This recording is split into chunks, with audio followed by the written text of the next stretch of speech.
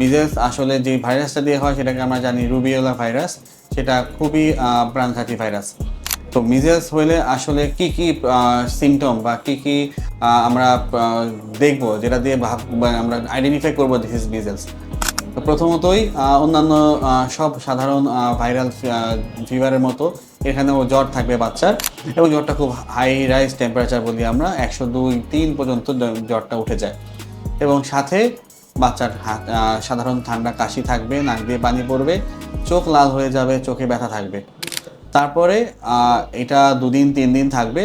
সবচেয়ে striking point যেটা, সেটা হচ্ছে মিজেলসে র্যাশ উঠবে, এবং র্যাশটা আসবে আসলে জ্বরের চতুর্থ দিন থেকে জ্বরটা আরও বেশি বেড়ে যাবে। র্যাশ যখন ওঠে তখন জ্বরের মাত্রা আরও বেশি বেড়ে যায়, সেটা হয়ে যায় 105-6 ডিগ্রি, এবং সেটা টানা আরও 2টা দিন কন্টিনিউ করবে।